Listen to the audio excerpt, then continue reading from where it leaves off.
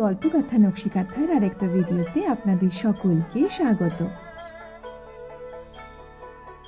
আগের ভিডিওতেই বলেছিলাম যে গ্লেনারি আপনাদের একসাথে দেখাবো না, গ্লেনারির জন্য আলাদাই একটা ভিডিও করব।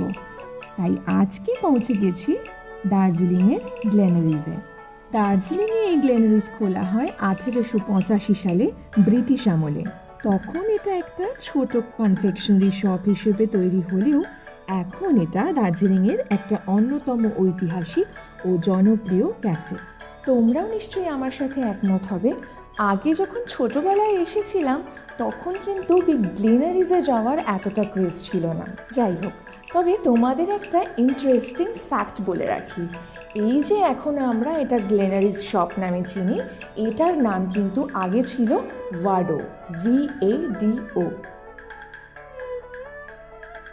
আপনারা দেখতেই পাচ্ছেন ভেতরে ঢুকতেই খুব সুন্দরভাবে সাজানো সমস্ত রকমের বেকারির কাউন্টার, আর ভেতরে অনেকটা বড় খাবার জায়গাও আছে। এদিকটাতে আবার কিছু হ্যান্ডক্রাফটের জিনিস আর ওই ন্যাচারাল প্রোডাক্টস আছে, মানে যেগুলোতে কেমিক্যাল দেওয়া একদমই থাকে না।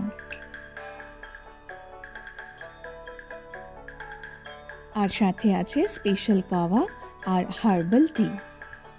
এখন দার্জিলিংয়ে এসে অনেকে ঘুরতে নয়, বরঞ্চ এখানে এসে কিছুটা সময় স্পেন্ড করতে চায়।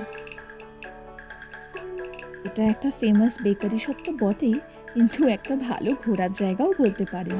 এইটা পুরোটা ঘুরতেও আপনাদের বেশ খানিকক্ষণ সময় লাগবে, আর কিছু শপিং করার হলেও করে নিতে পারেন।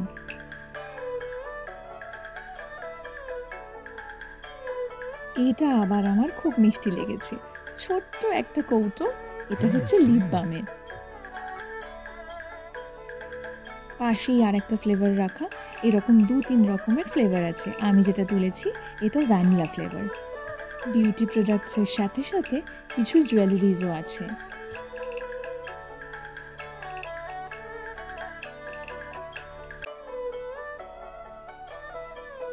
দোকানের ভেতরটাতে পুরনো ব্রিটিশ আমলের একটা ক্লাসিক ফিল পাওয়া যায়। কাঠের সিঁড়ি, কাঠের ফার্নিচার, বড় আরামদায়ক বসার জায়গা, সব মিলিয়ে পরিবেশটা খুব সুন্দর। এটা উল দিয়ে বানানো কি রিং।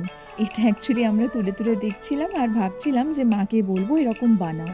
এগুলো এখানে খুব এক্সপেন্সিভ, যেগুলো আমরা ইজিলি বাড়িতে বানাতে পারি। চলুন তবে আপনাদের সাথে দেখা হবে পরে।